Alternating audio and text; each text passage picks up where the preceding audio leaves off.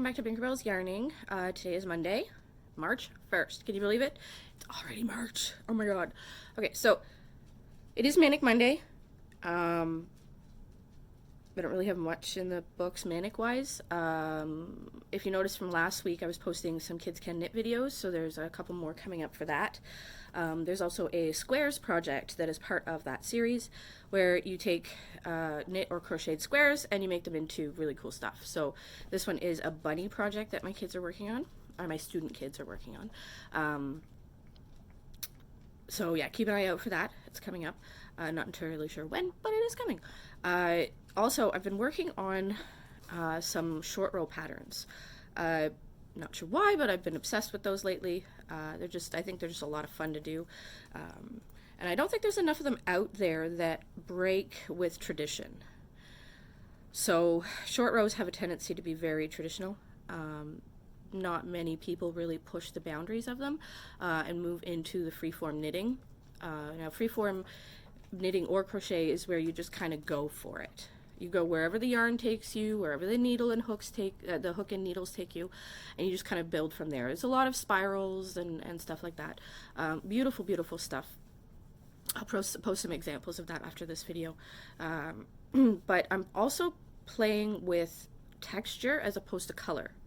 Because normally I play with color and I match colors up and I create patterns that way, and the interest is in the color of it as opposed to the shape.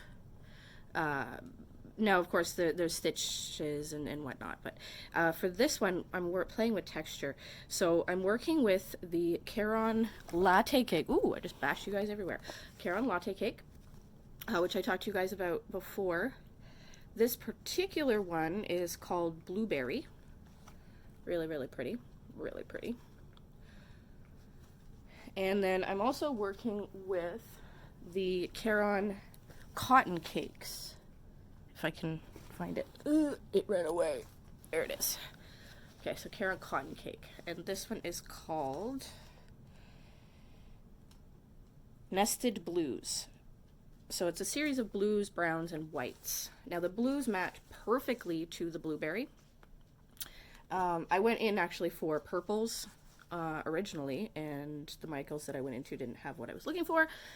For some reason, the Michaels out here are not consistent, but I found the blueberry, and then I couldn't find anything to go with it, but I absolutely loved the colors in it. So I picked it up, and then I went to another Michaels, and I did not bring the cake in, unfortunately, to match it, so I kind of went blind, and I picked the Nested Blues in the cotton cake, and it perfect, absolutely perfect color mix. So as you can see, the transition in color, I don't know how well you can see that, but the match in color is fantastic. So this here is the latte cake, and then here is the cotton cake. So this is a short row pattern that I'm working on. And not only is there a visual texture in the short rows, but I've also added the element of the latte cake versus the cotton cake, which are so completely opposite in texture that it should produce a really interesting feel and a really interesting look to the whole piece. Now, that being said, I do have a testing pool. It is on Facebook, and I am short of knitters. I do have some really absolutely wonderful regular knitters that do test for me, and I can't live without them, love them. I've kind of been neglecting them lately, unfortunately, but I've been really struggling with getting my patterns from here onto needles and hooks, and to my satisfaction. So I am really anal retentive when it comes to my patterns. Things have to be exactly the way I want them, otherwise I don't write it down. That's just me, because I want the patterns that I put out in the world to be my best, right? I have hundreds of patterns that I've started and stopped and written and not published, tons of UFOs because of it. They usually end up getting pulled apart and moved into something else. So I have that pattern in the works. I have this pattern here in the works, which I'm working with the skinny cakes that I talked to you about, at the same time as I talked to you about the the latte cake when I was doing weighted blankets. Sorry, it kind of got a bit mushed. So this one here is another short row pattern. It's a little bit more traditional with short rows. Now we're talking short rows for the actual visual aspect of them. We're not talking about short rows for structural purposes. So we're not talking about shoulder shaping or heel shaping. We're actually talking about short rows themselves. So like these little blobbies that you can create throughout the pattern. So this is another one that I'm working on. So this one is a blanket wrap, or it's going to be a blanket wrap. Right now it just looks like a mess. This one here is the cookies and strawberries, which is the gray and kind of pink tones. And then the rainbow one, which I was telling you guys about that I'm working with for the weighted blanket. I have so much of this rainbow stuff. I'm not entirely sure why I have like 4 cakes of rainbow, but I do. I don't remember why I have 4 cakes, but I do. So I'm working on using those up. So there's that one. There's the one I just showed you with the cotton cake and the latte cake. And then I'm working on another one that are in fall colors, like leaves. So I have the gold.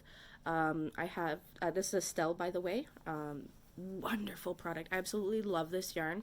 And when I'm working in solids, this is my go-to. Okay, so this is Estelle. I get it at Yarns You Love. This is the DK weight. So there's DK, there is worsted, and there is chunky. And they're brilliantly soft. They're an acrylic yarn, acrylic blend. So there's, I think it's 20 or 30% wool. I don't have a tag with me right at the moment. You get them on the Yarns You Love website. Or in store. Now remember, they do have an online store, so you can absolutely order them. This is a regular yarn that they carry. This is their house brand. What I would consider their house brand. So it's a brand that is a staple in their store. Doesn't mean that it's their yarn. It's not yarn that they produce. It's yarn that they keep always in stock. All right. It's their mid-range yarn. So it's $9 a skein. There's 220-ish yards in a skein, and beautiful stuff. I love the Estelle. So if you haven't used it yet, use it. It's beautiful. The stitch definition is absolutely gorgeous on it. The colors are to die for. The only other one that I would choose over this one is Cascade in their superwash. Now that stuff I love. It's a superwash merino. It is $16 a ball, but it's beautiful. It's brilliant for a superwash. It's soft as anything, absolutely soft. But yes, so I'm working on it. I haven't started the project yet. I've got the sketch. That's it. It's kind of like a leafy, fall-y kind of direction. I just have to decide if I want to go with browns or greens. I'm thinking like a mud green as an accent, but I haven't decided really fully yet on that one though, so that one's not even off the ground yet. But back to this one here, the interesting one with this one is not only is it short rows, but it's also a lace stitch. So this here is a reversible lace stitch. It's super simple.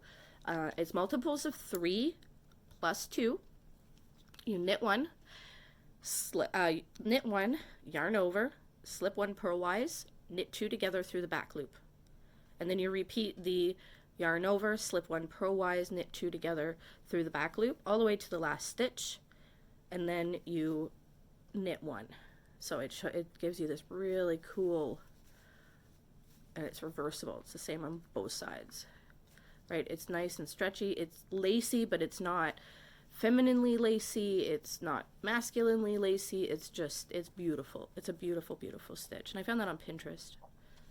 Right, again, this stitch is multiples of 3 plus 2, knit 1, yarn over, slip 1 purlwise, knit 2 together through the back loop.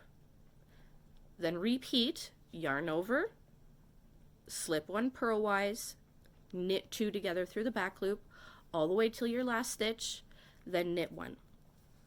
So gorgeous stitch. It is super quick. It flows like you wouldn't believe. Before you know it, you've got like 20 rows done, and you're like, wow, this is gorgeous. Counting them is a little difficult. I haven't quite figured out how to count them without a counter. So what I do is, because I really suck at remembering to add a number to counters, I put a, as you can see here, I put a stitch marker on my even end row, so where I end on an even number, so like 2, so this would be row 2 ends here. I put a stitch marker, so I count by 2, so 2, there's 4 rows right now that I've done here. Right now, how you count 4 rows, I'm not entirely sure, but there you go. Excuse me. And in actuality, it's 5 because I went back the other way and I'm starting on this end. So it's actually 5 rows, and I'm starting my 6th row. So that's how I count these, just because I, for the life of me, have no idea how to count these things, just because of the nature of the stitch. Beautiful. Beautiful, beautiful stuff. So those of you that would possibly be interested in testing for me, I would love that. Shoot me an email, and I'll give you the link to the Binkerbell testing pool, or you can search it on Facebook. If you don't have Facebook, then, and you still want to participate in testing, just really, I'm talking. Nope, sorry. I thought my camera stopped for a second there.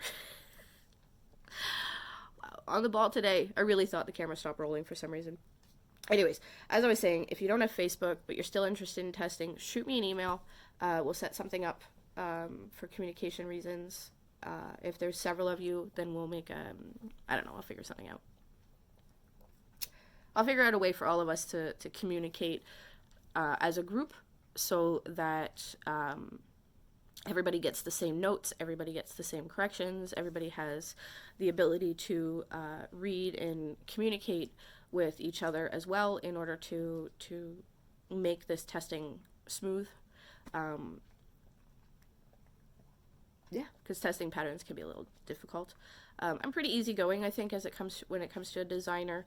I'm not overly righteous about my patterns, I guess is a good way of putting it. I'm not a snob when it comes to my patterns. I take constructive criticism. Now, if you're gonna downright bash it, that's a totally different story. You'll just get cut. I don't have time for that kind of stuff. I don't have patience for that kind of stuff. But if you're interested in testing, and you're interested in openly communicating and being honest and keeping regular communications, because that is something that I do have a difficulty with, is regular communications. So even if the pattern does not need correcting, I need feedback, so that I know that everybody's on track, so that I'm not like, oh, is everybody just kind of stuck somewhere? And then I post hey, how's everybody going? And then nothing comes back. So I need regular communications on patterns. So if you're interested, shoot me an email. Again, as always, my email is down in the bottom, binkerbellesyarning@gmail.com. Don't forget that S, because a lot of people do. And then they wonder why I haven't responded, and it's because you didn't send it to my email. And I'm not trying to sound rude or anything about that, but that's just the long and the short of it. You can't really get upset if you mistype the email address. That's why I always put it in the description, so that you can click on it, or you can copy and paste it, or you can reference it, or you can write it down, or whatever. Just make sure you remember that S, because it's important. So yes, that's everything. As always, if there's something that you want me to explain a little bit, or you want me to go in depth with, or you're interested in learning about, just let me know, and I will see what I can do for you. All right, we'll talk to you later. Bye, guys.